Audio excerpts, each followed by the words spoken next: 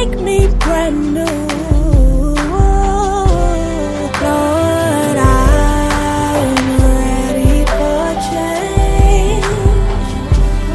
I can't keep living like this. I don't wanna be the same. Lord, I'm ready for change. From the inside out, I don't wanna be the same. Thank you for tuning in to Ready for Change. I am your host, Simone Elbow. So excited to be in your presence again, and so grateful that you have decided to tune in. We have begun an exciting series on financial empowerment.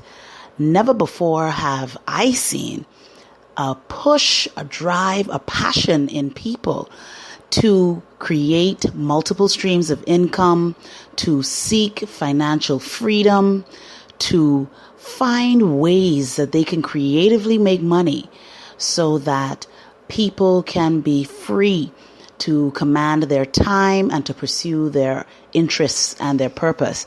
I think it's really been unprecedented, and we've seen so many different programs and opportunities for people to do just that.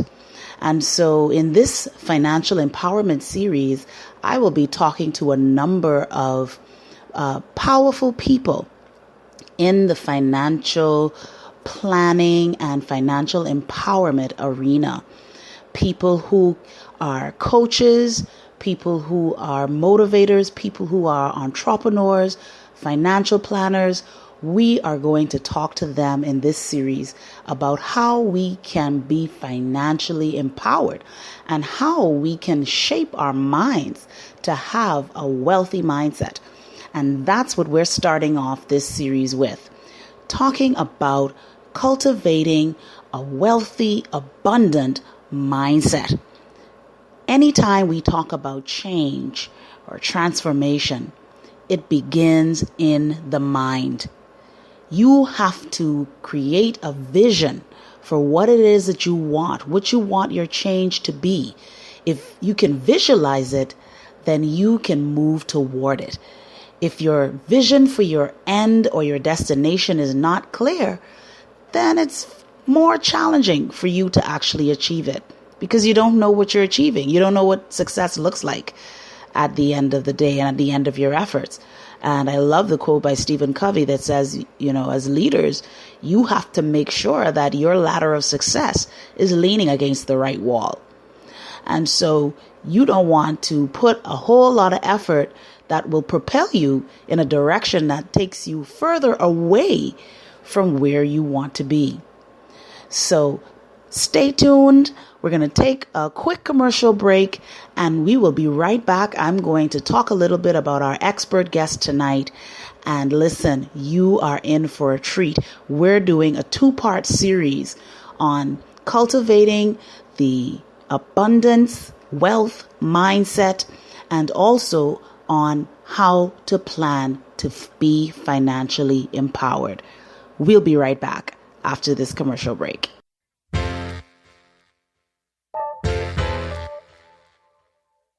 This is Benita of Off the Vine with Benita and Terracina. Join us every Friday at 3 o'clock Eastern Standard Time on the May We Help You Radio Network. Our show is simple. It is about wine, and wine is fun.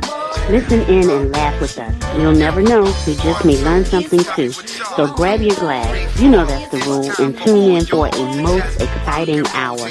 Hey, we're just two girls at work just waiting to wine up. Listen in on Fridays at 3 o'clock, right here on the May We Help You Radio Network.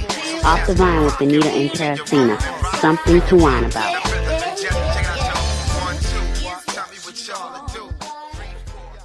Hi, this is Simone Bowe of Life Success Principles in Nassau, Bahamas, and I listen to the Ultimate International Business Experience radio show on iHeartRadio. And you should too. Hi, this is Sylvester Green of Building United Communities here in London, England, and I listen to the Ultimate International Business Experience radio show on iHeartRadio. And you should too. Are you depressed? Are you stuck in a rut? Do you need interpretations to your dreams? Do you need a word from God? Do you need help resolving spiritual issues? Prophet Yao Yerboa Safro has helped people from all walks of life and would love to help you too. Visit www.getconsole.net. That's www.getconsel.net. The Redemption Outcry International, where your spiritual needs are a priority. Welcome back to the show. I am pleased to welcome to Ready for Change for the first time, Melissa Hall. Melissa Hall is a women's empowerment guru, a wealth coach to women entrepreneurs, a certified image, etiquette, color consultant, and an attorney. These are just a few of the names that describe this young, progressive, phenomenal, savvy, and witty, successful entrepreneur, Melissa Hall. As a coach, writer, and motivational speaker, Mrs. Hall is committed and passionate about empowering ambitious women, entrepreneurs, and professional women to strategically create, manage, and protect their wealth. Her life's mission is to coach, train, and mentor women to embrace a distinctive lifestyle, a wealthy lifestyle, a lifestyle that sets them apart to be free to fulfill purpose, have peace, and enjoy total prosperity. In the words of Melissa Hall, she says, "There are no limitations or restrictions as to who I can be, where I can go, or what I can do. I have the power to get wealth and go big in business." So we are going to be in for a treat tonight. We're going to hear from Melissa Hall. She is someone that I had the privilege of meeting a few years ago, and it was just an explosive connection. You know, sometimes when you connect with someone, when you meet with someone and you realize, okay, I don't understand this particular connection. We'll see how this happens, how this pans out. Some people you'll say, okay, we've connected for a season and the connection ends. But I truly believe that we have connected for a reason. And it's always so good to get together with Melissa Hall. She is intuitive. She is insightful. She is a straight shooter. She is a happy person. And with all the things that she's holding down, she is personable. She is approachable. She's an awesome leader and a true inspiration to many of us in this field of personal development and what we have termed the superwoman. Melissa Hall has truly exemplified what it means to handle all of your responsibilities as a person and as a woman. She's a businesswoman. She is a business leader. She is a coach. She is a mentor. She is a writer. She is a speaker. She is a wife, and she is a mother. And she performs all of those roles to, I believe, the best of her ability. And she's truly an inspiration to watch. And so I'm really grateful to have her here for the first time at Ready for Change. I'm your host, Simone Elbow. And right on the other side of this break, we're going to get right into this conversation. Cultivating a wealthy, abundant mindset. We'll be right back.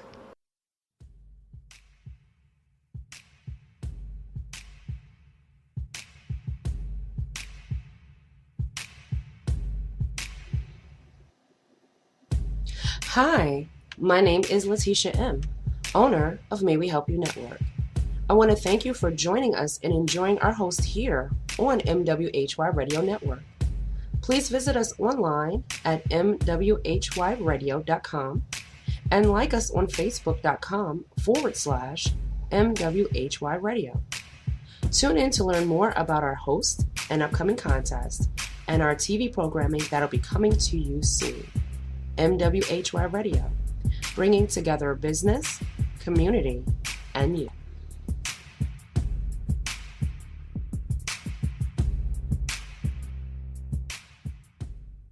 Welcome to Ready for Change. I am your host, Simone Elbow, and I'm so happy to have you join us again. I am excited about today's show because we have begun a series on financial empowerment. Never before have we seen such a push for people to be financially free. And I think it's because people want to be purpose-filled. They want to have, their own time, a command of their time so that they can spend time and resources toward what is important to them. And so I am so elated to have joining me tonight on our show, our distinctive wealth guru, Melissa Hall. Welcome to Ready for Change. Oh, wow. I'm telling you, thank you so much, Simone, for having me on your show tonight. I mean, I'm so excited about this conversation that we're going to have. And I'm just really proud of what you're doing and so happy to be a part of it. Thank you. And I think this is your first time on mine, and I certainly had an opportunity to be on your radio show. Oh, yes, so you I was certainly so grateful. did. Yes. I was with Business Money Women back in the day. Back in the day. That's right. Yes. Awesome. Yes. Yeah. So I'm glad that you're here. And so our topic tonight is cultivating an abundance mindset. And so we're going to talk about, really any success or failure starts in the mind. And so I want us to really dig into that. What is abundance? What is wealth? What is the mindset that we need to not only attract wealth and abundance to our lives, but to maintain it and to grow it, right? And it all starts with how we think, I think, about wealth and money and abundance. But before we get into all of that, let's hear about Melissa Hall. Who is Melissa Hall? Wow, that's a loaded question. $1 million question. $1 million question. You are so multifaceted. Very so many much things so. that you do. Very much so. One of the things I would say that really would wrap up everything in about 3 words as to who is Melissa Hall, I would just say, listen, I'm the women's empowerment guru. Hey. That is what I would say. And the reason why I would say that is for a number of reasons. Because of my background, experience, and all of the things that, I've equipped and qualified myself into so that I'm able to help women be empowered and become wealthy. And so if you wanted to know who I was professionally, I would say, okay, my occupation in the past, or still am, an attorney, corporate and commercial attorney. I'm also a general manager of a multi-million-dollar corporation. And outside of those things, there are some other things that I'm really passionate about. I mean, I get excited when these are the things that I'm really, really passionate about. I'm a certified coach, so I do wealth coaching, and a certified image and etiquette consultant, and a certified mediator, and I'm certified in a number of other stuff, and recently a certified financial planner. Wow. And so when you look at the, qualifications or professional background, that's who I am. Outside of that, I am a mother. I was going to say. I am a mother and a wife. Yeah. And a wife, honey. I am a wifey. And so I'm a mother of three kids, 2 boys and a 5-year-old daughter. And I'm married to the most outstanding man in the world by the name of Minister Cedric Hall. And so for me, I would say, who's Melissa Hall? I would answer, I'm every woman. Yes, I know that's right. That's what I would. And I don't mean to say that in any arrogant or, boasting way, but it is what it is, because there's so many things that, I'm handling and, learning how to master and to really follow the guideline that's outlined in the Proverbs 31 woman. But I think people have a misconception about that woman, because that woman actually was very much like you. Yes. She was running business. She ran her household. Of course. She took care of her husband and her family. Yes. In fact, I always thought that people felt that it was something that's impossible to achieve. I think the whole moral and the message behind the Proverbs 31, and I call it a Proverbs 31 businesswoman, is the fact that she inspired you to be all that you can be. And I think that's the most important thing. And so if you're walking on a journey as a woman and you're being all that you can be, then I would say that you're a virtuous Proverbs 31 woman. That's what I would say. Yeah. I would say that. Yeah. I remember when actually my first Recharge event, Yes. you were one of the speakers and you Yes. talked about that very thing. Of course. This superwoman, you know, Yeah. can we do it all? Yes, I do recall. It was such a lovely time there. I'm planning something else, so you have to Excellent. come I again. will definitely be there. Yes. I do remember that. In fact, I think you had Dr. Wayne Thompson, right? Yes. And I think the message there too, there was something came out of, this being a facetious woman or something along those lines and stuff like that. But I think for me, my interpretation of it is the fact that you can do many things. And really it's about maximizing, or even I would say just recently, activating your wealth potential. And so I think that's what it's really all about. Yeah, I think that's so important. Yeah. And so let's talk about, first of all, defining wealth and abundance, because I think we may use those words interchangeably, and there's probably even a difference between money, wealth, and abundance. Most definitely. Yeah, so help us with those definitions first. Yeah, most definitely. One of the things as I study wealth is that there are many definitions as it relates to wealth. Let's talk about wealth and we'll talk then about abundance.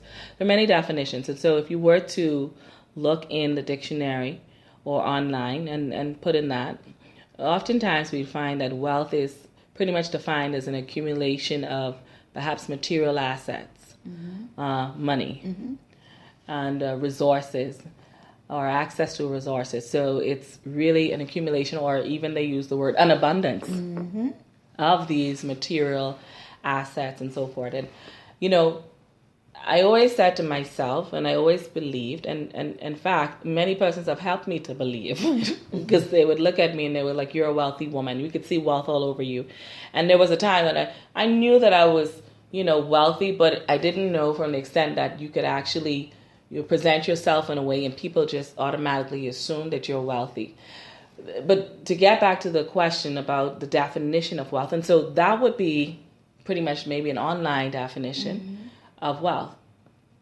I have a different definition that I subscribe to, and it's from a Christian, a faith-based definition of wealth, from a gentleman by the name of Alistair Kent. It's something I was reading one day, and it really hit my spirit, and it was really in alignment of what my mindset and my thought about wealth was. And the more I studied it, and so to me, wealth really consists of being able to, relate to 5 areas of your life. And I would say those 5 areas would be, having, if you want to use the word spiritual abundance, having, great health, physical health, having great relationships, also having finances, and then again, the intellectual, which is having to do with your mindset. And so when we look at those 5 areas that I talk about every time I speak, I make sure that this is the definition that I subscribe to. This is the definition that I believe in. When you are able to actually handle those 5 areas in harmony, I use the word harmony as opposed to balance, and you're able to handle those and harmonize those areas, and you're able to bring it together, I think that you are a wealthy person. It does not necessarily have to be equated with the amount of material assets that you have or you possess. That does play a part in it, because that is the way the economy and society sees wealth. They see wealth as it relates to material assets. I believe that you cannot truly be wealthy unless you are wealthy from within. I agree. So as it is from within, so shall it be on the outside. And so there's something that's called the law of correspondence that I really subscribe to. And so if you're not wealthy from within, you cannot produce material wealth from the outside. And this is why people like Donald Trump, who would become bankrupt, are able to rise to the top again in their financial or material assets, because there's something that they possess from within. That so long as they're able to tap into the inner wealth, they will produce. They'll always produce the outer wealth. And so for me, if wealth is pretty much being able to marry your inner wealth and produce outer wealth. Yes. Ultimately. Well, abundance, and I was sharing with you earlier that I recently signed up with Lisa Nichols as an abundance ambassador. And we're looking at now, again, abundance, again, is a vast, majority of substance or really accumulation of assets, just having, I would say the overflow. But I feel too, and it's interesting because I've been looking at the definition that I subscribe to as it relates to wealth. And Lisa Nichols is now, you're going to be hearing about her in her new book that's coming out. Great. And she has a new definition. She's actually going to be redefining the word abundance. And she has her components. And one of the things, the common message that I would say I connect with her on that level, what we do share, is that we've all come to realize, for those of us who know what it is to have money and then lose it and get it back and lose it back, you realize that the money truly does not define you. No. And when you get to know more about her message, you'll find that she has her components too that speak about all sorts of other things outside of the money. And the money is just one aspect of abundance. And so is there a difference between wealth? Well, I would say, hey, you could determine how wealthy you are, okay? And you know how wealthy you are because a lot of times when we talk about wealth as well, there's another definition where we talk about net worth, okay? And so you may not have $1 million, but your net worth can look really pretty and you can be wealthy because you're not flowing in debt. Right. Okay? Right. And so you don't need $1 million to call yourself wealthy. It's the fact that you're able to survive X amount of days for a period without having to, say, have a job or something along those lines or some source of income. Right. And you define your wealth. Right. And so if you find yourself in a situation where maybe you are flowing in debt from a financial standpoint, or maybe you are in debt with your relationships, or even in your mind, there's a deficit somewhere, or even in your health, so here it is, you get to the point where, listen, I come to realize that wealth is not just about money. No. Neither is abundance. No. And so I could be wealthy on this level and I could see you as an individual and refer to you as a wealthy person, even though you may not drive a Mercedes or live in a big car, but you're debt free. And so you're wealthy from a financial standpoint. And if you got it going on from the inside and you're able to harmonize these things, that's good. And then abundance is, I think abundance just shifts the whole mindset of it all. Because when you start thinking about abundance, you start thinking, hey, I can have it all. The Word of God tells us that He came so that we could have life and life more abundantly. So if He's saying that He's come that we can have life and life more abundantly, there's a message that's delivered there. And then He's also said, I've given you the power to get wealth, to create wealth.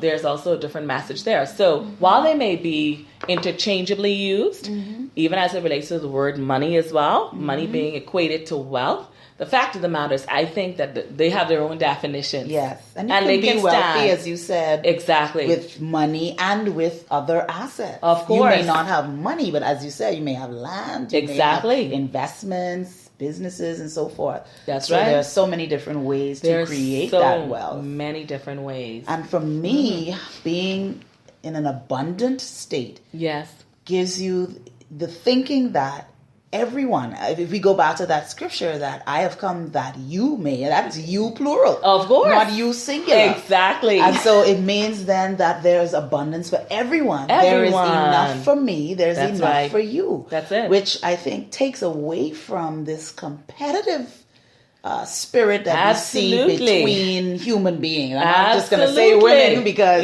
human beings, we compete, and in Of business course. we're competing for market share, we're competing for clients, we're competing in relationships, we're competing in so many different ways. When we can have it all because there is enough. I think for me, that's what abundance is that understanding that there is enough so that I have enough, you have enough, there's enough for everyone. Simone, I totally endorse that.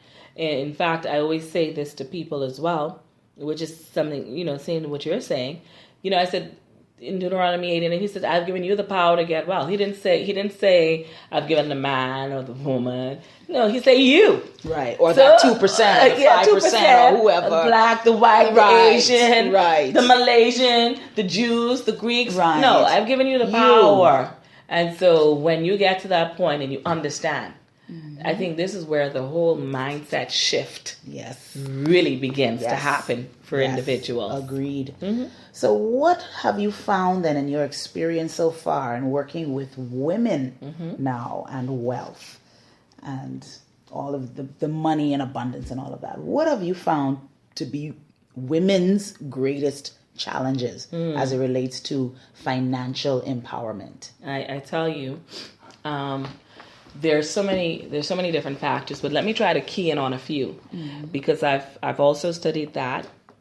I actually have a coaching audio coaching program that talks about potholes to avoid on the road to wealth, and in that, it's Women in Wealth is what it's called, and in that coaching program, I actually outline a number of the distinctions between the way a woman handles money, wealth, and the way that a man does. And so in my studies and in my research and experience, just coming into communication with many women, some of the major challenge that women have, I would say overall, is the fear of wanting to address what it is, the state of your net worth, knowing what you're really worth from a financial standpoint. You asked me about finances, so we're talking from a financial standpoint right now. And so having that challenge of really becoming financially literate. Men are more financially literate than women tend to be. Women are afraid of, taking the time, or they don't, I should say, as much as they need to begin to do reconciliations, whether that's by your checkings book and so forth. Women are so busy, doing all the stuff that we love to do, that oftentimes, and for most women, there is a financial challenge and deficit because we're not paying attention to that. We just want to know we could buy the grocery. Right. We could buy the makeup. Right. We could buy the baby diapers.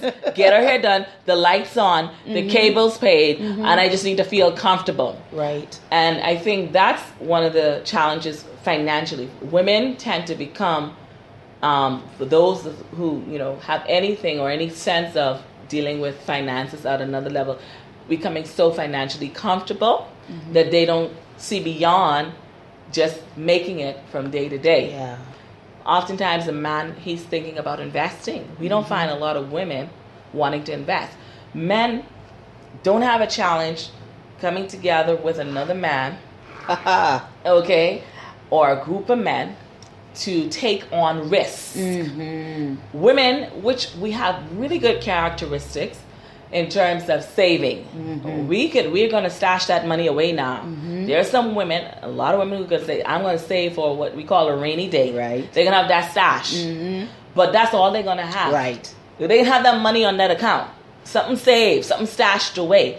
But they're not going to grow that. And so this is one of the major financial challenges for women. Women as well.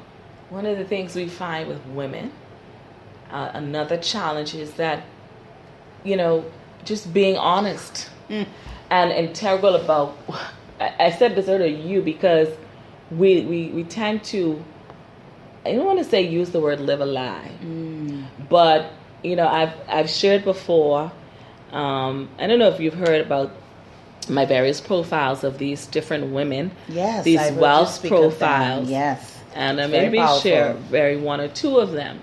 But we have a lot of women in particular, I mean, in the Bahamas, who I call them Lisa, and they are like the broke fashionista. Okay? And Lisa lives above her means.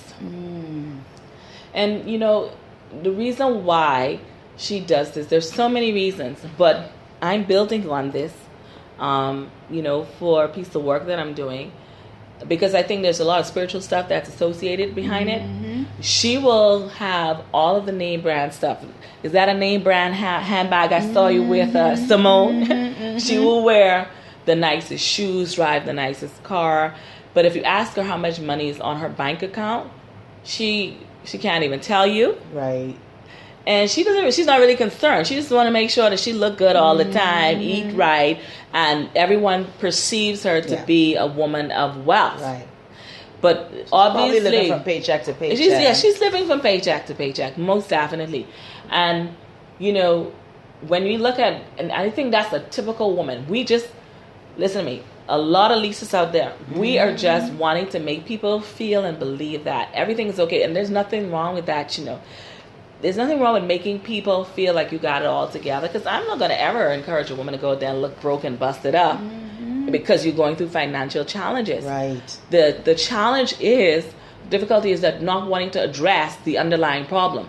Exactly. And whatever that underlying problem, that always it relates to your personality. Because you're going to find, Simone, with this we could go on and on, but well, we look at different personalities because we handle the monies by what we were taught when we were growing up. Right. And there's so many messages that have come through society that says we have to keep up.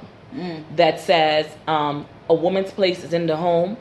Let the man take care of the money, and you don't worry about nothing else. Which leads me to some women who, you know, they rely so much on. I call them, I believe that's dependent Denise. The man. And everyone else. They're relying on everybody else to meet their needs. And it's just waiting for, you know, it's the right guy to come along to take care of her. And what happens to this woman, she's depending on everybody else. She doesn't even take the time to figure out, you know, what her future is going to look like for her, because she's expecting the man to pay the bill. We have been groomed to let the man take care of everything. And there is a place for a man and a woman in the home. That's what I feel. That's the way I believe. That's my belief. Everybody may have a different belief. Some men and society today, and we have the society today is so different. It is. The 21st century is I was just going to say, I think we have taken that a bit out of context. Yes, we have. Now, I think some women have come across to be so materialistic. Yes. And so demanding of men that they put an inordinate amount of pressure on men to produce and provide for them, to meet their needs, and they're not coming to the table as contributors. That's right. To relationships. And I think it's at a point now, it's at a critical point, I think, because men are not attracted by this. No, they're not these days. You know, and so women are wondering, well, how come I'm not, you know, getting into this relationship? And then we resort to saying now, well, there are good men out there. Exactly. Right? I'm telling you, Simone, and this is a major problem. And, you know, the more you talk, I have to talk about even, you know, someone like a powerful Patty I talk about, who has everything going for her. But because this man does not measure up or meet up to her checklist, she automatically disqualifies him. And what happens is she cannot get settled in a relationship because he never measures up. Because you're so independent, which I don't have a problem with, because my husband can tell you I am an independent woman, but I do have a relationship with my husband, and we work together. And whether or not, you know, I make more than him or whatever, the bottom line is we work together. And so we've got to get women to understand that, you know, and to each its own. I don't force my beliefs on nobody, but I know I'm happy. Okay. And I know I can help you be happy too. Okay. But you got to come into the reality of who you are and what it is you truly want. You know, do you want just what society says should be, or do you want to be happy? When I got married to my husband, as you know, he's a landscaper, I'm an attorney. It's just outside of the norm. Exactly. It's just not what is expected in a typical society. But those are roles. Do those roles define who you are? Exactly. We connect on a human level. The human spirits connect. Exactly. You know, and there are so many other things that you relate to outside of that role. Those roles. And outside of the money. Right. Because let me tell you, there are times I remember, even when I was training doing my pupillage and all that stuff, and I would be getting paid a set salary, and my husband could go and do a job and make 3 times more than what I was making on that weekly salary. Could make something in one business transaction. So here it is. We gotta, help women to transition from this. Listen, I have to depend on the man. Or I'm so overly independent I don't need a man. When you're crying inside for a man, exactly. So I mean, there's nothing wrong with that because we want companionship. Exactly, we were created to connect with each other, whether that is in a romantic relationship, a marriage, or just on a human level. We were created to connect with each other. That is what it is. Yeah. And one of the things when we look at the Virtuous Woman, I read it, I read it every now and again because I got to remind myself of this woman that I really admire and want my life to be aligned with, is that I looked at her and it says that there was one of the scriptures, the verses that said, her husband completely has confidence in her and he trusts in her and there's no lack in his life. There's only gain because of her. Because of her. Isn't that something? So she's not just laying at home, having a spa day, waiting on him. What happened? You didn't bring, what money did you bring home today? Exactly. She's hustling from the early morning hours. She's making it work. She's investing and she's growing her money and she's taking care of her business. And so for me, I mean, that's just truly amazing. And so, those are some of the challenges we find that women have, the ability, the fact that they're afraid to actually get involved in investing. They really believe, a lot of women believe that, listen, my man should take care of everything. I was on another show the other day and we had this conversation, right? For some reason, we're talking about finances and relationship, which we're talking about right now to a certain extent. And the question came where a lady said, like, if her husband lost a job and he couldn't pay the bills anymore, that she would leave him. What? So I'm like, how shallow is that? Yeah. I'm like, okay, are we prostituting legally? Because I mean, and they wouldn't give their husband sex and all of that, which emotionally, it's a challenging time when you're going through financial frustrations. But there's no excuse to really take those kind of routes because when you're married, it says for richer, for poor, for better or worse, sickness and in health. Exactly. And so, again, that script could flip. This is what I'm saying. If you lose your job or something happens to you and he has to take care of you, you say, oh, he's supposed to? Exactly. So these are some of the major challenges. There's the women who are living above their means. Women who are not interested in trying to become more financially empowered, to learn about stocks and bonds and mutual funds and dividends and, to speak the language. Right. Then also just wanting to, just stay within that traditional category of my husband, my man, or even the government, my job, everything to take care of me. Right. I'm not really going out there and maximizing. So I think that women, a lot of women, not all, because there are some exceptional women, intelligent women like yourself and myself, where we believe that, hey, there are some things that we can do to maximize, invest, and grow and, make everything work together for us. Exactly. And a man just really happens to come along and we become helpmates. And we complement each other. Exactly. Thank you so much. This is so rich, and I don't want to get in trouble for not taking a commercial break. You better take that break.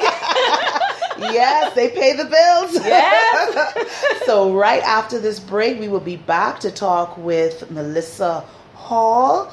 the women's empowerment guru. Yes, ma'am. We're talking about cultivating an abundance mindset. And so after the break, we're going to get more into that mindset. Yeah. So keep tuning in, and we'll be right back. The Queen Esther Radio Show is live every Wednesday at 8 p.m. Eastern Standard Time. Join me, Jessica Taylor, and me, Jason Mosley, to be entertained by authors, artists, and spiritual leaders.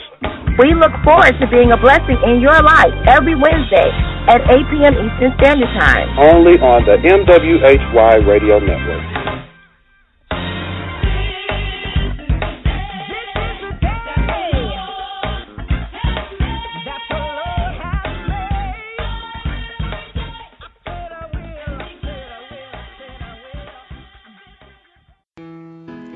In a fast-paced world, getting your message heard everywhere can still be a challenge if you're not connecting to your target audience. Allow MWHY Radio to assist you in getting your message heard on social media, video, digital magazines, on apps, and on our broadcast network. MWHY Radio's broadcast listeners tune in online through 10 terrestrial stations on iHeartRadio and during live events. Visit our Fiverr page for special offers throughout the summer to assist you in jumpstarting your advertising needs. That's www.fiverr.com/MWHY Radio. FIVER.com/MWHY Radio. If you're the parent of a child with behavioral challenges that has been suspended, expelled, or just not able to make it in a traditional school setting, there is an alternative. Call the Metropolitan Day School today. Licensed and accredited grades K through 12. Call 804-321-2595. Financial assistance and after-school programs are available. Let's turn this school year around right now at the Metropolitan Day School, where Eagles soar. Call Ms. Thomas today. 804-321-2595. Looking for fun, fashionable jewelry? Go online to jb.com, where you'll find everything you want, from classy to trendy to boho chic, all in one place. jb.com has everything a girl would want at prices you'll love. We add new items daily to keep it fresh and exciting. Go to jaebee.com today and enter your email for 20% off your first order. That's jaebee.com. And we are back. Thank you for tuning into Ready for Change. I almost said Wealthy for Change. Hey! I like that. Hey. I'm going to grab that, girl. I'm going to grab that. They say you can just give me credit once. And afterwards it's yours. And I have no problem giving you credit. Ready for Change. I am your host, Simone Elbow, and I am joined by the women's empowerment guru, Melissa Hall. And before the break, we were talking about what is wealth, what is abundance, the challenges in particular with women and money and wealth and abundance. And so now we want to talk about this abundance mindset. Everything starts in the mind. I started that in our introduction of the show. Everything starts with how you think. And so some of the profiles that you talked about with the challenges that women face all begin in the mind, I believe, you know, that stem from past experiences or things that they were taught, you know, that become belief systems and values that govern their behaviors or their inaction. That's right. Right? Because fear paralyzes us from doing the things that we ought to do. Or sometimes I found in a group of female entrepreneurs, and we were talking about that as a matter of fact, and it was those persons who actually specialized or had a love for finances, right, who had very structured businesses in that area. Okay. And then there were others who were like, you know, when the question was asked, well, how often do you check your books? You know, how often do you check to see, you know, income and expenses and all of these other things? And everyone's like, well, you know, I can't touch that. I don't want to look at that. Not as often as I should. You know? And so what are some of the things that people need to do to have a mindset for abundance, to address their thinking about wealth and abundance and growing the money that they have? And the other physical, material, and other elements that make us wealthy. As you mentioned before, it's not just money, it's not just material possessions. It's how wealthy are you in your relationships? How wealthy are you in your health? You know, you have people who are busy and active and wealthy and unhealthy, right? They may have high blood pressure, lifestyle-related diseases like diabetes, they're overweight. You know, they're just not functioning well in all aspects of life. So how do we fix our minds to attract and maintain and grow wealth? Yes, Simone. One of the things that I have, always been a belief of is that, it all begins in the mind. And there's a scripture, and I always use scriptures because, that's what I believe in. There's scripture in Proverbs that says, as a man thinketh, so is he. And you would find that there were people who would have written books about this from this scripture. And I think, there's also a book that's called Think and Grow Rich by Napoleon Hill. Yes. And I think it was James Allen, or I think it was, who wrote As a Man Thinketh. And so, as a man thinketh, or as a woman thinketh, so is she. So the first thing I believe that you need to do is begin to think differently about who you are, what you want, where you want to be in the future. And what does the future for you look like in 10 or 15 years from now? When you begin to think about these things, you'll find that you begin to make different decisions. Because if I live just for today, and I'm thinking about today only, I just need to pay this bill, and I don't think about the future of my 5-year-old daughter, that if I don't condition myself to make a change right now, in the next 11 years when she's prepared to graduate from high school, will I have sufficient funding to carry her throughout her college career? Exactly. And oftentimes, I don't know if it's a Bahamian thing. I don't know if it's a black or white thing. I just don't know. We just do not think about the future as it relates to money. Yes, it's true. We think about, I want to have this and I want to have that. We don't think about what it's going to take us. We don't really sit down and methodically think about what steps am I really going to have to take to get me where I need to go. Yeah.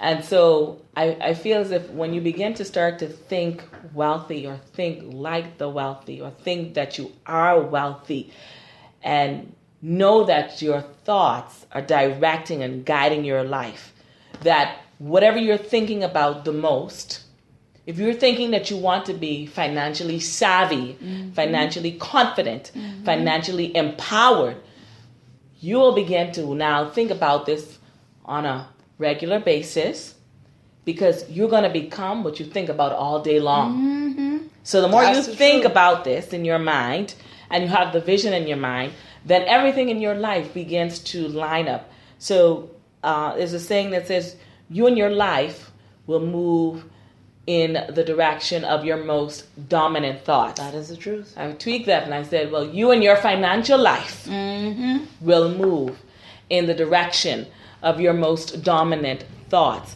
What are the thoughts that are dominating your mind? And when you begin to think about the future and what it can be for you, and you allow that to dominate your mind, that, hey, I need to make sure that I know how much on my bank account today. Yeah. That if someone asks me today, I want to bless you, Melissa, how much money you need to be debt free? I just was thinking about that today. I'm serious because, if you're not ready, that person is ready to help you and you're not prepared. And I tell you, it's such a challenge to really go through the process. This is why you need a coach. You need to hook up with Coach Melissa. Because while I'm helping you, I'm helping me too. Exactly. But this is why you need a coach, because to go through this process alone, especially if you're in debt, especially if you don't understand how money works, then you're going to become frustrated. You're not going to face this challenge. Yeah. And so you begin to think about, all the good things that you want in your life.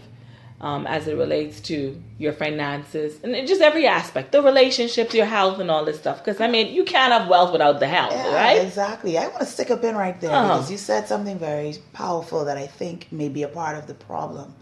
That you think about all of the good things you want to have. Yes. I think that is where some of us struggle. Of course. We think we don't deserve to have good things. Let me tell you something. And we self-sabotage. Yes. We do things to counteract these desires. So we may say with our mouth, it sounds glamorous. You know, we do affirmations and all of these things to build our mind. But deep down, we don't really believe. That's right. Either that I should be wealthy or that I could be wealthy. That's right. That I deserve to be wealthy because some of us are still chained by our past and shame and guilt, and we feel that I don't deserve to have good things. Yeah.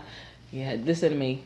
I always tell, this is one of my signature statements. I'm taking you from the life you have to the life you deserve. Hey. So I say that because I realize that people really don't feel as if that they deserve to be wealthy.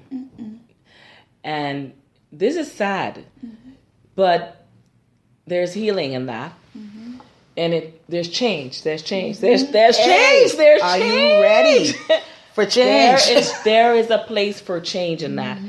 This belief system that is embedded into the spirits and the minds of individuals, it really begins, I tell you, if we understood what we learned from when we were children, I'm telling you, parents, and this is why I want to be such a better parent, because, I mean, this thing makes me so emotional as I talk about it, because I'm like, if I knew, I know about having money and stuff like that. I know my dad, like I grew up with, going to the best schools, getting to go to law school and nice cars and just everything set for you. But I was not taught how to really handle money. Exactly. Your own money. My own money. I wasn't taught. So when my dad, I had no clue, and if he ever hears this, I had no clue that, he was busting his behind, when I was in law school, and he'd send me his probably last bit of money, and I'd go shop inside and buy some clothes. Okay. I had no clue until I walk into this today, and this is why it's so important, the psychological. There's a psychology to wealth. There's a psychology that we use, and we look in terms of the personality. And listen, you are what you've been taught. A lot of things you've been taught and what you've been told. So some people have been taught that they don't deserve it. Money don't grow on trees. Right. You better work hard. Easy money come, is easy evil. Go. Yes. Yeah. Easy come. Where you think this money come from? On and trees. So on trees, your parents, people that you allow your children to be around, they are filtering into this minds of it. And so as they grow up, they don't even think that they deserve it, because mommy always told me money, I'm going to say my mom did. Right. Money don't grow on trees. And, and so they begin to operate in a scarcity mindset. Right. I have to hoard now everything that I get. I have to hoard and keep everything. And I have to be so cautious. I can't, some people, they get into that bag lady. I didn't tell you about Betty, the bag lady syndrome. Gosh. This woman had lots of money, but so afraid to spend it. Yes. Because she's been taught that, hey, if you spend this money, you're going to lose it. And so she's afraid to even enjoy life. Yes. And so we have these situations where people do not feel like they deserve it. Like, I mean, even myself, I've never felt that I didn't deserve it. But I know that I deserve more. Yes. And I was settling for some stuff, So there's some things that I know in the past that I would have settled for, that I deserve more, that I know that when I go into the negotiating table, there's another problem women have. Yes, tell us sitting about around it. the negotiating table. We know that we live in a male-dominated world. It's just a reality. And there are women who would have shattered the glass ceiling. And the glass ceiling, again, that's something, that's another topic altogether. Yes.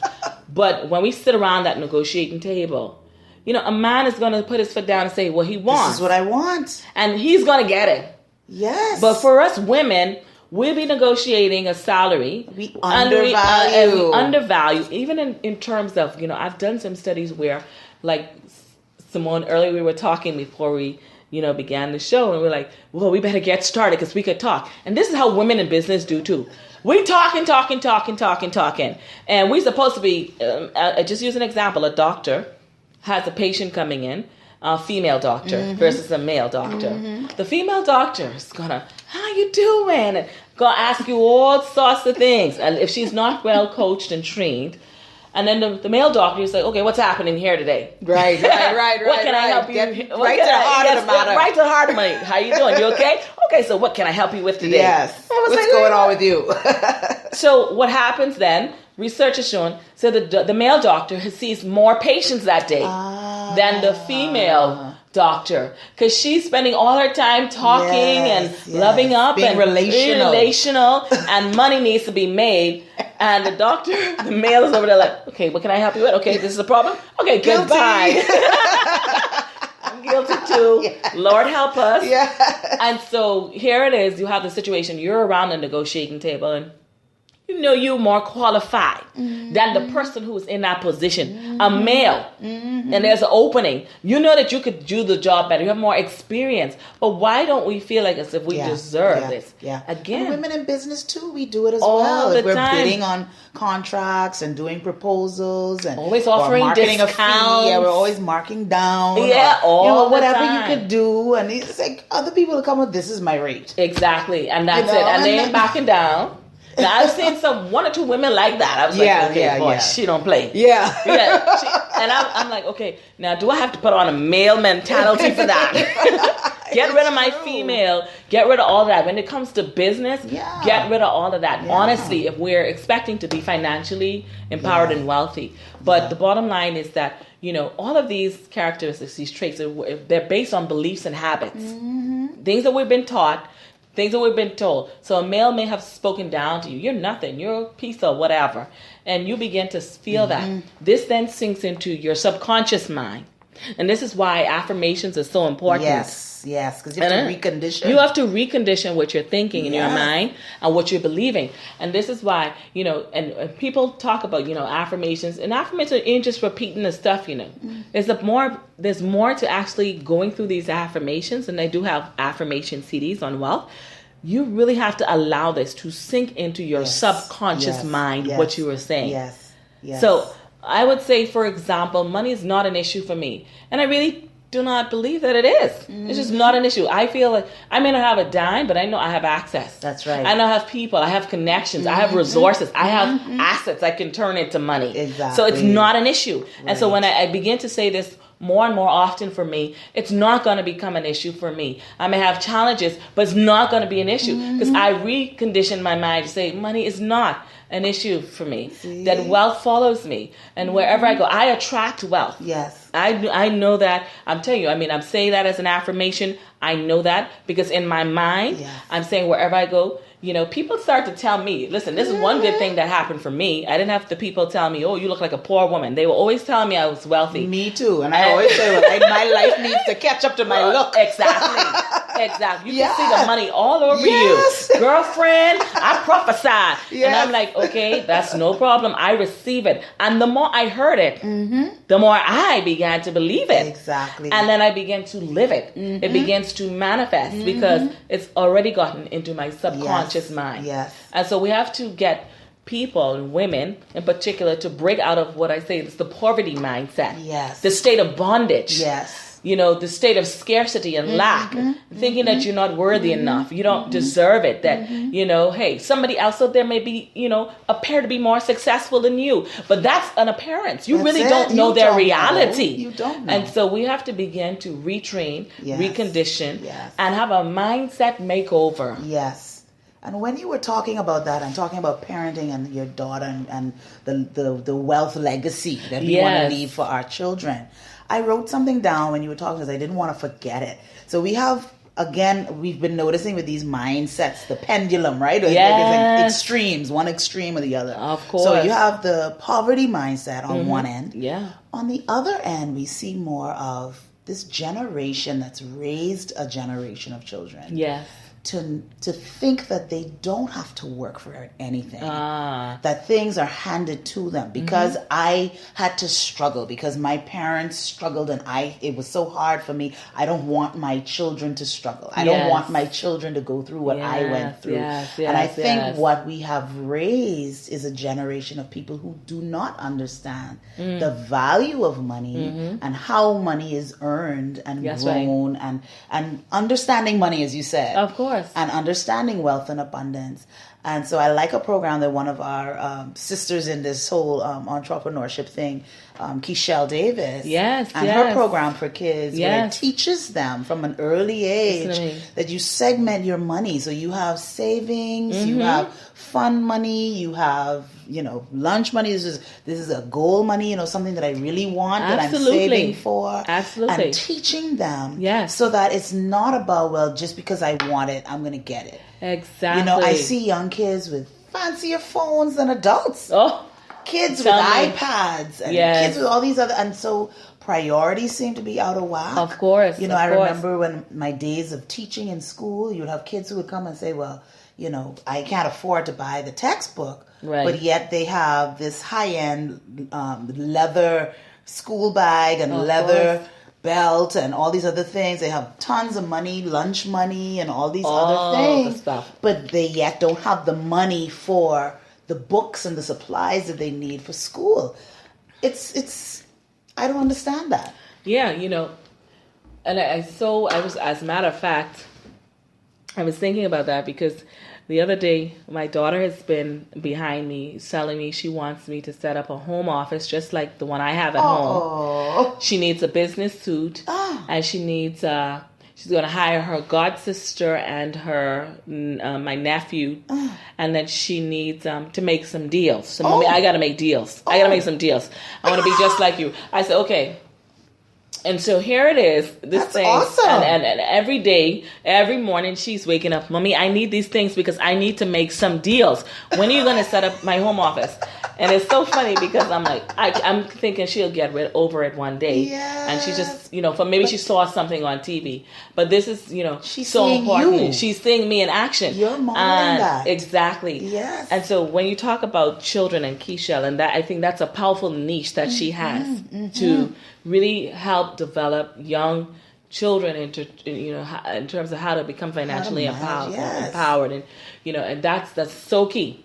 And so we have a situation today where we're not teaching our children how to create wealth. And when I say create, not just in the form of entrepreneurship, because I'm a firm believer that entrepreneurship is one of the ways that you can become, one of the main ways to become wealthy. But what happens is if we don't teach them how to create by saving and investing, a lot of times we have adults today, they suffer what I call from like a spurt of entitlement, that they're entitled, and this transcends through their childhood and on the job. And you owe me a raise. You owe, but I'm not putting in my part to do it, to earn it. Exactly. And this is we have a lot of parents to blame for this. Yes, we do. We do have a lot of parents, and so you have to, like I said, the parenting aspect of it. It all begins. There's a root of where this all really begins. And what has to happen is you have to really go back and dig up that root and plant some new roots in there. Yes. And from early childhood up to adulthood, because we go through different phases in our lives. Like I'm going through a transition now. I'm going to be 40. Woohoo! And another couple I'm of 50 weeks. In the face soon. My gosh. And it's a major transformation. 40 is like a paradigm shift. It's a generation. It's a transformation that's coming along with this. And so the things that were important to me back then are not as important, on my list today. And so when we begin to now reshape the mind and get people to understand and our kids to understand that, listen, I went through a process. I worked for this. I studied for this. I made certain steps. I made plans. I set goals. I had a vision. I worked the plan, and I went through a process, because a lot of people do not want to go through the process of what it is to change and to become financially empowered. Okay? one of the greatest things the human being ever resists is change. Oh yeah. Well, you gotta see now. I'm the change. You're the change. You talking on my street now. You understand. Listen to me. Oh yeah. I tell you, and I have studied change a whole lot because I did in my book that'll soon be out. I talked a lot about that in change. That it's critical. It's so critical. It's critical. We resist change. We do. And change comes with discipline and renewing your mind and having new habits in place. Exactly. And it's a sacrifice. I don't care if people talk about, no sacrifice. No, it's a sacrifice. It is a sacrifice. Because you're now changing something from what you used to do. Exactly. To what you are now needing to do. And to sustain that over time. Because one of the easiest things to do in a change effort is to revert to what you used to do. Oh, that's the easiest thing to go go back. back. You got to go back to the familiar territory. Exactly, because I know that. That's comfortable. That is comfortable. I don't know what's ahead. I have a picture of what it could be, but it's not as certain as what I just left behind. It is ahead. Exactly. But I tell you, if we can begin to, as you talk about cultivating a wealthy mindset and a mindset for abundance, if we begin to visualize, and I talk about that in my coaching program, Distinctive Wealth Coaching, the importance of visualization and affirmations. Yes. If you can begin to have a vision, whether it's by virtue of your vision board that you look at every day or a picture that you keep in the front of you or in your mind of what you want to be, where you want to be. And if you could just keep that, if you could get that in your mind, like just meditate, like close your eyes and think about it and begin to methodically in your mind, just make the shift, make the internal shift. Then eventually, there's going to be an external shift. There is going to be the manifestation as you begin to put in those particular steps, take new steps to change the direction of where you need to go. And so I'm not saying to you to not act like you don't, forget about where you are. You have to appreciate your current position. Appreciate where you are right now. But there's a journey ahead of you. And that entails a lot of work. Yes. But it's a step-by-step approach that you can take. Yeah. It's just little changes. And that's what I always recommend. Small changes, big results. And this is why I think we flounder again, because we try to take on all these huge things and it becomes overwhelming. And then again, we go back to what's familiar. And we feel like, I could never overcome this. So I just won't even try. Exactly. As opposed to just say, let me just chip away at this. That's right. I believe small changes can produce major results. Small changes, big results. Small changes, major results. So small change, as you say, what can people do to change? Let me give you an example. So if I used to spend $5 a day on lunch, let's change that. Just something small. I'm not going to spend $5 anymore, or I'm not going to spend it every day. I'll cut back on the amount of days I spend it. Accumulate that, and I'm going to prepare a meal that could last me for 2 days. Exactly. I'm going to take leftovers for lunch. And I'll treat myself on Friday to lunch if I chose to. Exactly. That's a small change. And you know what happens when you begin to make these small changes? You kind of okay, I got through this week. I got through the day. Exactly. And this is discipline. And I have a friend, actually, we were just talking about this. Yeah. And he's a man. He's a single man, right? Okay. And so he said, when he started thinking about, he said, I really need to start buying groceries, right? Because he said, when I think about it, I'm spending between breakfast, lunch, snacks, and dinner easily $30 or so a day. Wow. Because he's going to get something on the run. He's always going. He's always going. Right. And so he's going to get something on the run. That's in the morning. He'll get something for lunch. And then, get something on the run in the evening. And so by the time he calculates all of that, he said probably at least $300 a month that he's spending on just eating out. You better believe that. And imagine what he can do with that $300. Can you imagine? And it's about his mindset and thinking about it. And you have to stop and think. He's very good about money. Right. But I think this is what you're talking about. Like when we say for women, for instance, who are afraid to look at where they're at, their financial state, and looking at where you have these points of slippage. Right. Because I did a presentation this morning and we were talking about time management and communication and all this. And I was saying to them, I took time management from a different approach because a lot of times, a lot of times we're always figuring, we have the time sheet and okay, what do you do at 8 o'clock in the morning? What are you doing at 10 o'clock in the morning? But for me, time management is about priorities. It's about what is important to me and why am I doing what I'm doing. Yeah. That's really what it's all about. It is. Because then you will match the activities to reflect your priorities. Of course. Right? I'm a firm believer in that. So we all have enough time. Yeah. And we all have more money than we think we do. Well, listen to me. I always say, I don't know how much more time we have left on this. Not much more, but anyway. But check the time. What I always say is that, why is it that, and I have this power mantra, there are no limitations, no restrictions, no boundaries as to where you can go, what you can do, who you can become. You have the power to get well, whatever. You have the power to do whatever you really want to do. Mm-hmm. And I say that because that's something I believe too. Like, listen, I may not be able to travel X, Y, Z, not me personally. I'm just using it hypothetically because I will travel around the world. But I do have access to the internet that can take me around the world. Mm-hmm. So there are really no limitations if you look at it from that perspective. So here it is now, you're looking at just the whole way everything is just really set up. And I always say to myself, something, boy, what one thing I can do, what one change, that one change I could make that could change everything for me.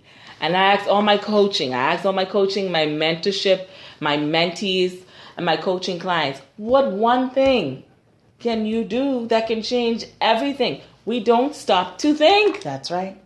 I think that's we talked about that this morning as well. You serious? Yes, that we don't get still long enough because we think we're so busy, but a lot of that busyness, or I would say activity based, is because we don't want to be quiet enough to really hear what our life is speaking to us. Yes. And so we run away from decisions that we know we need to make. Mm-hmm. We run away from courses of action that we know we need to do. Mm-hmm. We run away from things that are important to us because we don't want to say yes to us. That's right. We say yes to everything else, and then we get frustrated and angry and stressed out, and we lash out at everybody around us. We're angry, but we're really angry at ourselves. Yeah. And so it was really a powerful session this morning. As a matter of fact, I know that must have been amazing. Yeah, it was just like lots of aha moments for the women, and it's just, we have to get still long enough. I think you would ask me that actually the last time we met, if I was meditating. I felt it. Yeah. I felt it. I mean, you were in a different zone. Yeah. And it's so important to get in that abundance zone. Cultivate you have to cultivate that mind. And I felt and get control of it. Yeah. And so I was sharing that I do exercise yoga. Okay. Right. That also now pulls in the mind and the body and discipline. Yes. And I found that to be very, very helpful. But I mean, it helps you not only physically, but it gives you such a tremendous control over the mind and your body. Yes. Because a lot of times our negative habits come from this thing what I don't feel like. Right? Because I've been on this health transformation for a while now, a couple years. Me and you. Right? But you look like you're doing a little better than me. Up and down. Getting there. Right? Yeah, But I mean, that's the thing, is if I say, well, I don't feel like getting up and exercising. I don't feel like taking 10 minutes this morning to be still and to reflect on my day, to reflect on, what I want to achieve, what I'm grateful for. Right. To pray, to study, to read, to focus, to set goals, whatever. Then you're not going to do it. You're not. It really takes a great discipline. I was joking around with in the last photo shoot that I did, right? And I was sharing with the lady that introduced me to yoga, how that even gave me discipline for the shoot. Wow! Because you have to be in some positions for a long time, right? And I found that habit of controlling, those feelings of, oh, my body feels tired, so I'll just stop. Right. And they will tell you, you have to press through that burn. Yes. You have to press through those feelings that feel like you can't go on, and you can actually push a whole lot longer than you think you can. Wow. You know, and so that has been really, really helpful. Girl, I gotta join you on that. Yes, well, listen, our other sister friend and entrepreneur, Cherry Lee Pinder, I told her we have a yoga date, so we will include you in this yoga date. Please. This is all a part of the wealth conversation. Yes, it is. I said you need your help to be wealthy, you know, and so that is so important. It is. So, what closing thoughts do you want to share with our listeners tonight? And then I want you to tell them how we can find you, how we can be a part of Distinctive Wealth. Okay, great. I think you have a lot of food for thought from this conversation. This has really been a wealthy conversation. And one of the things I would say, I have this slogan or tagline or something that I say, listen, it's a wealthy weekend. Mm-hmm. And when I people may not understand what I mean by that, and one day I'll write about it. Mm-hmm. But you got to make your weekends really wealthy. If you're not working on the weekends, and most of the times the average person does have a day or two off on the weekend, but make those some of the best weekends you have, and by incorporating and harmonizing all those things we talked about earlier. Mm-hmm. And that means that you should take some time when you have, this moment or a wealthy moment, make it or abundant, and just an abundant moment, an ample amount of time, a large quantity of time that you could probably be watching TV or just sleeping. Sleep is just, hey, that could take you down the poverty road. But, when you have this time, make some time for you. Mm-hmm. Make some time to begin to dream and live again. And make some time to decide that you're going to be wealthy. Decide that you're going to have an abundant life. Mm-hmm. And when you choose and make this decision, then begin to write the vision to complement what it is you see for yourself. Mm-hmm. You got to get still. You have to get quiet, and you have to take those moments. I like to do them on the weekends. Those moments where I don't have to be entangled with business calls or anything of that nature. Just me, my family, and I, and the Lord. And I just use those moments to just maximize, because I can eliminate so many distractions that time. And so for people who are working like 2 and 3 jobs and just doing so many things, you're so busy, I'm saying, like, take the time. Yeah. Stop, think, and take some time to dream again. Yes. And dream about your future and and strategize. Put a plan. Put a plan together. Yes. The second thing I would say is that get help. Women, we need to walk away from, I don't want to go to her because I don't want her to know my business. Mm-hmm. Find someone. I don't want her to make more money. More money, yeah. I even forget about that one. But, you find somebody that you can trust who is able to help coach you or mentor you through this process. And nobody's perfect. The bottom line is that maybe that person has an edge on what you're dealing with. Mm-hmm. And if you find that there's somebody that has an edge or has a better understanding or interpretation or can help you, don't be afraid to go. Get rid of the pride. Mm-hmm. Don't be afraid to go and get help. I get help all the time from people. Mm-hmm. I'm not afraid to endorse anyone, encourage any woman, collaborate with anybody. I don't believe in that. I believe in supporting and endorsing another woman who's doing her best to become all that God has called her to be. So get help. And then, the third thing I would say is that, make a decision that you're going to change and take small steps to make that change. Know that you have to be consistent. Know that it's calling for discipline. I'm getting ready to go on a cleanse with shaking in the next couple of days. And I've been trying to discipline myself because I know I can't eat no food. That is tough. That is tough. I can only drink those liquids for 21 days. Mm-hmm. This is something you have to get mentally tough. Yes. Mentally tough. Yes. for the journey ahead. Mm-hmm. And finally, I want to say this. I've said it before, I think in a church setting, where if you believe in $1 million promise, know that you're going to have $1 million problem. Oh my gosh. But there is a process to get there. And the Bible says he's going to give you good success if you read his word, you meditate on him, obey his word. Mm-hmm. And you're going to get good success. It's going to take some time. Mm-hmm. But the change has to begin within. Yes. So that it can be manifested. Your wealth must begin from within so that you can manifest it on the outside. And that's what I'll say for right now. That is great. To reach me, look up Melissa Hall on Facebook, or you can call 601-2546 for and that's those. Area code 242. Yeah, 601-256. But if you just Facebook me, I mean, this is the easiest thing. I communicate a lot on that. Just Facebook Melissa Hall, and we can begin the communication process there. That's Melissa with one S. One S.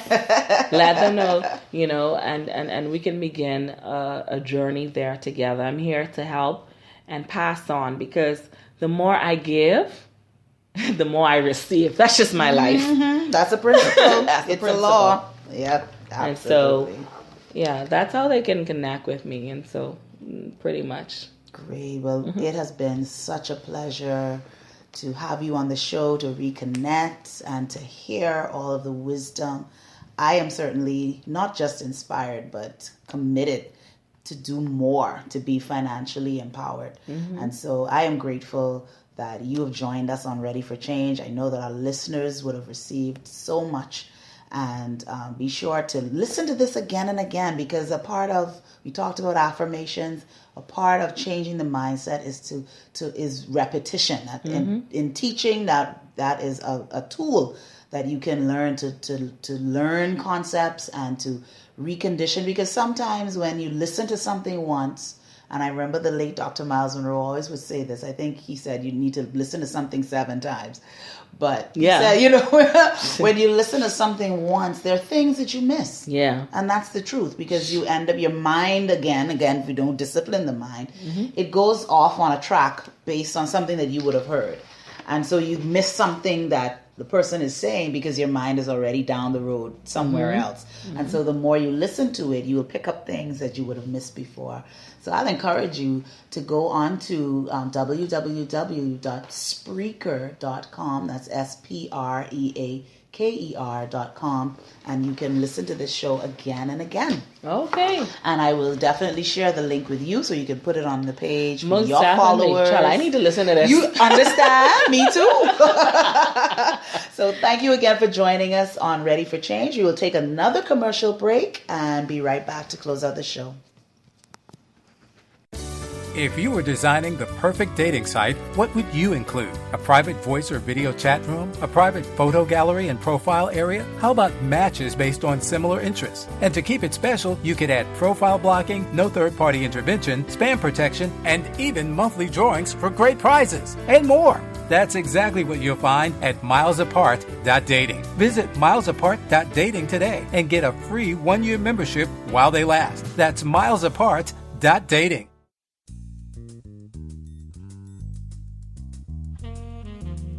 Hi, I'm Rita Ricks, host of Spirit Journeys Radio, airing every Tuesday night at 8 o'clock p.m. 86,400 is our theme for September. Do you know what this number represents? If you do, listen to us to find out all you should be doing with it. And if you don't, listen to us to find out how much you're wasting. 86,400. We're going to turn that number out this month, because it's always about showing you how to claim your best self. Join me Tuesday nights at 8. Have you ever pondered the true meaning of life? Why the world is filled with greed, evil, and corruption? Or if you could truly live forever? The answers to some of these questions are hidden in plain sight and are answered beyond a shadow of a doubt in the new book entitled Wake Up to the World's Best Kept Secrets. Some of the best kept secrets hidden in plain sight. These questions and much more are answered with irrefutable living proof, but more importantly, substantiated with profound biblical scriptural evidence used to support these eye-opening truths, with a heavy focus on the current state and plight of the so-called African Americans and black descendants of slaves scattered all around the world. This yet-to-be-released book will undoubtedly change his story as you know it. Wake Up to the World's Best-Kept Secrets will truly enlighten or re-educate the so-called African Americans and black descendants of slaves scattered all around the world. To read this eye-opening first chapter, please visit SeventhDayPublishing.com. Brought to you by on the May We Help You Radio Network. Only on the May We Help You Radio Network. Only on the May We Help You Radio Network. Only on the May We Help You Radio Network. Only on the May We Help You Radio Network. Only on May We Help You Radio Network. So on the May We Help You Radio Network. MWHY Radio Network. May We Help You Radio. On the May We Help You Radio Network. Only on the May We Help You Radio Broadcast Network, the network that helps you. Thank you so much for tuning in to Ready for Change tonight. And listen, you have got to tune in to our next show where we're going to be doing part 2 with women's empowerment guru and wealth coach and financial planner, Melissa Hall, where we are going to look at planning your finances for financial empowerment. Listen, tune in next time for another provocative and exciting and challenging and transformative episode of Ready for Change, the show where we don't just talk change, we live change. I'm your host, Simone Elbow. Tune in next time. And in the meantime, ask yourself the question, are you ready for change?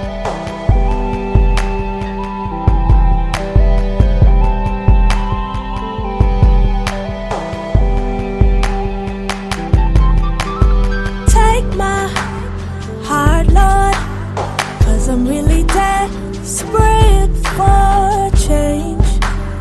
I don't wanna be the same. No, no, no, no, no, no. I am crying out to you, 'cause only you are able to make me brand new.